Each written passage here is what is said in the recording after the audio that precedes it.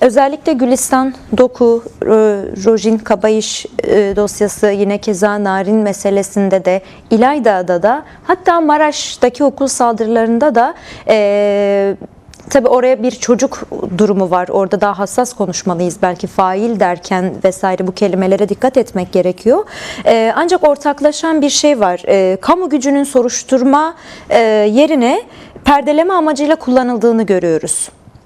Çünkü devlet kurumlarıyla, yetkilileriyle birebir örtüşen, yani bir valinin adını görüyoruz, onun olduğunu görüyoruz, bir emniyet müdürünü görüyoruz, bir jandarmayı, bir kolluk gücünü görüyoruz. Genel itibariyle bu biraz daha suçu perdelemeye dönük politikaların yürütüldüğü bir dönemde. Dolayısıyla yargının refleksini biraz konuşalım bu noktada. Şöyle söylediğiniz şey çok doğru. Hatta en alttaki aşamadan başlıyor bu. Şöyle ki kadınlar şiddete maruz kaldığında karakola gidiyor. İşte bir dilekçeyle 6284'ten yararlanmak istiyor. Ya da en yakın adliyeye gidiyor. İnanın oradaki memurla başlıyor. Bu işte örtbas etme ya da kadını şiddet alanına geri gönderme. Sonrasında işte kurumsallaşan şiddetin işte üniversitelerde. Şu an mesela aile yılı ilan edildi aile içerisinde. Fakat her tarafta ya da işte bir kadın şiddete maruz kaldığında bir uygulama var bakanlığın geliştirdiği. Kadınlar o uygulamadan kolluğu çağırdığında kapıya gelen kolluk ya işte adamı böyle sıvazlayıp aile şiddetidir abi işte kocandır, karındır deyip oradan yine giden memur da olabiliyor, kolluk da olabiliyor. Yani o kadar iç içe geçmiş, sorgusuz sualsiz bir şiddet var.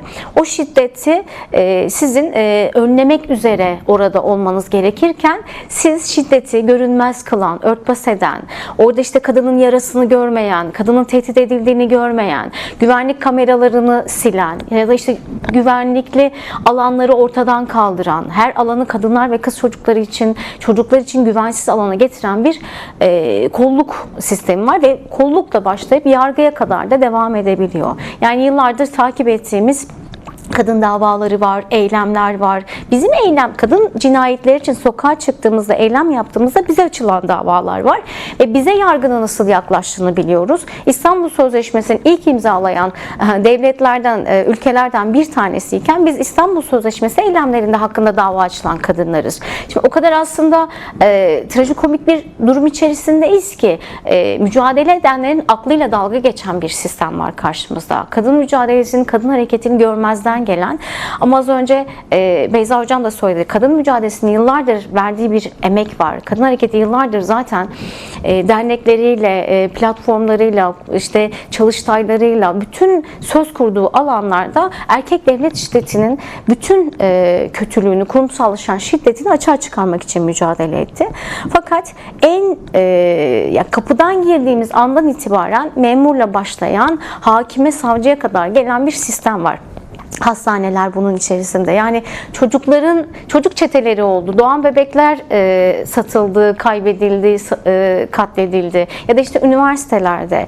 Yani kadınlar yıllarca eğitim hakkı için mesela mücadele etti. Okula gidebilmek için. Şu an okullar, eğitim alanları çocukların öldürüldüğü, çocukların katil yaratıldığı bir alana döndü.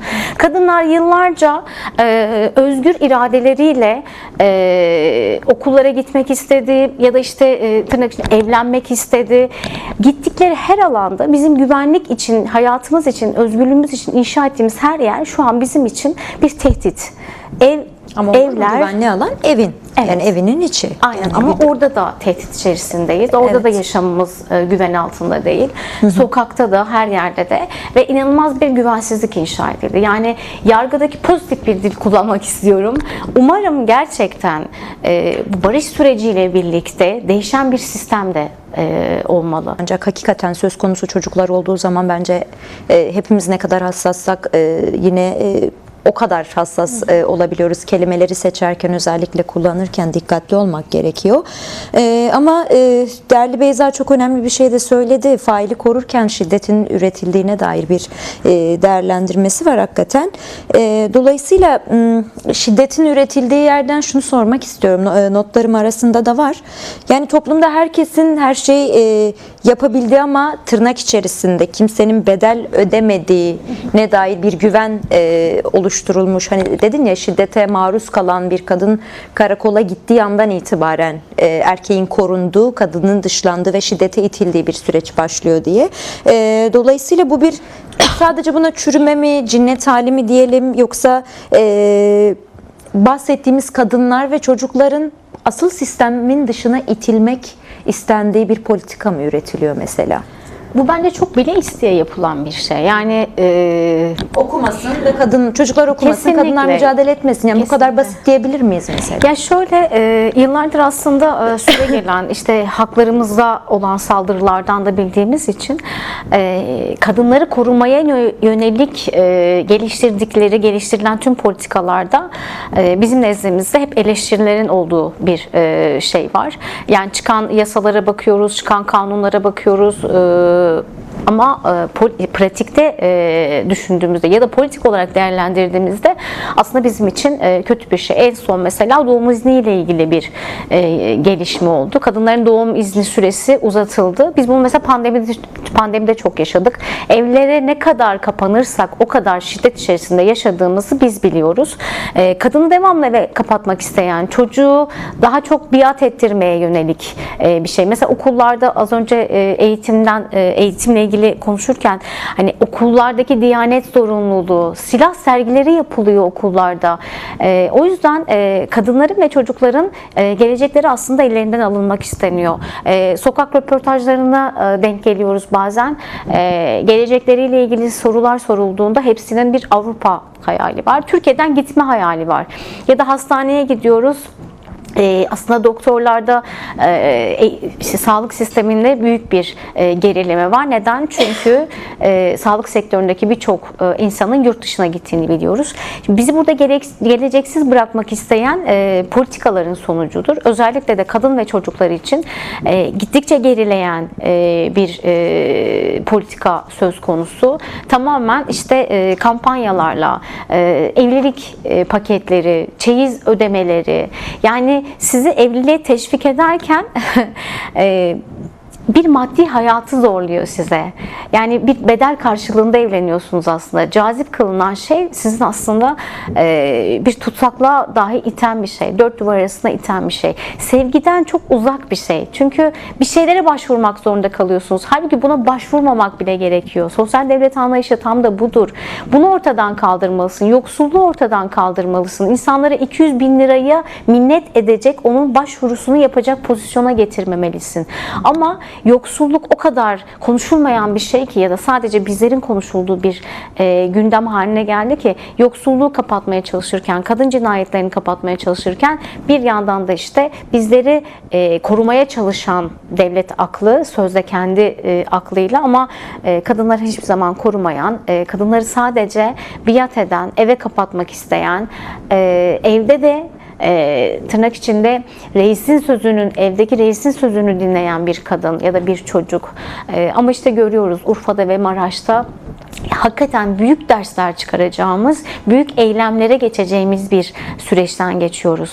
Yani barış süreciyle birlikte değişmesi gereken çok şey olduğunu, ne kadar kısa sürede bir sürü olayla, toplumsal olayla biz bunları gördük. Yani çok fazla işimiz var. Bu politikaları değiştirecek gücümüzün de olduğunu biliyorum. Çünkü yıllardır mücadele eden bir dinamik yapıdır Türkiye'deki hareketler. İnanırsak, istersek hakikaten bu politikaların önüne geçebilir. Bu politikaları gerçekten yaşanası bir dünyayı nasıl inşa edilebilir? Onun için alternatif politikalar, üçüncü yolu inşa edecek politikalar geliştirebiliriz. Dün Gemlik yürüyüşü gerçekleştirdiniz. Mücadele eden kadınların, aslında Beyza Hoca'nın da sana katıldığı bir yerden söyledi. Oraya baskılamak yönünde politikalarda izliyor.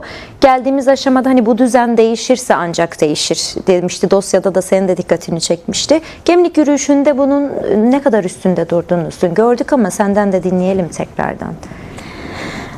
Aslında düne kadar da özellikle Özgür Kadın Hareketi'nin bütün söylemlerinde, bütün pratik eylemlerinde kadın yönelik şiddet, işte ya da var olan tüm şiddet türleri hep gündeminde olmuştu. Ama biliyorsunuz hani bu sürecinde en büyük öncülerinden kadınlardı. Biz de dün 1000 kadın oradaydık Kürdistan'dan ve Türkiye'den. Yani orada olmamız toplumsal barışın inşasındaki aslında kadının rolünü bir kez daha göstermekti. Çünkü biz bu konuda çok inatçıyız. Yani bu barışın toplumsallaşması ve toplumsal şiddetin sonlanması için büyük mücadeleler verdik. Ve bunun da aslında en hani bizim için de manevi bir anlamı olan Gemlik ziyareti önemliydi. Sayın Abdullah Öcalan'ın da tüm görüşmelerinde özellikle üzerinde durduğu kadın yönelik şiddet, aile politikaları, artan cinayetler ve bize her zaman aslında bir ödevdir bu mesajlar. Biz de aslında hem ödevimize çalışmak hem de aslında muhatap olarak gördüğümüz Sayın Abdullah Öcalan'ın fiziki özgürlüğü. Çünkü biliyoruz ki mekansal bir şey değil elbette ama bu özgürlükle birlikte bizim bugün burada konuştuğumuz ya da bugüne kadar yaşadığımız her şeyin karşılığını alacağımız sürecin bir başlangıcı olacak. Şiddet dün de söylemlerimizdeydi. Bugün de aslında işte Tevger Ecren Azat'ın yaptığı konferanslarda da çıktılarda da bu vardı zaten. Önümüzdeki bütün planlamalarda da hem aile konusu hem şiddet konusu hem de işte bu bireysel silahlanma ya da toplumdaki bu etik değerlerin, toplumsal değerlerin yok olması, bunlara dair bütünen bir politikası ve hep bir alternatifi var. Dün de bu sözü kurmak için oraya gittik. Hem de barış inşasındaki rolümüzü yeniden hatırlatmak için gittik. Çok da güzel ve hepimize moral veren bir ziyaret oldu. Bunun sonrasında da zaten pratikte de görülecektir tüm çalışmalarımız, mücadelemiz. Sadece işte bugün belki Gülistan'ı birkaç kadın cinayet üzerinden konuştuk ama hepimiz her an tehlikedeyiz. Bu sistem değişmedikçe bizim de büyük iddiamızdır. Yani biz değişim dönüşüm üzerine her zaman çalışma yaptık. Erkekliğin öldürülmesi, işte erkeklik üzerinden artan şiddete de nasıl alternatifler örebiliriz? Yıllardır bunların çalışmasını yapıyoruz. Karşılığında çok fazla aldığımız yerler oldu. Eminim bu süreçte birlikte çok daha iyi bir ivme kazanacaktır. Çünkü örgütlülüğümüz de, inancımız da, inadımız da gittikçe artan bir pozisyonda. Eminim geleceği daha iyi, daha yaşanılabilir yer haline getireceğiz.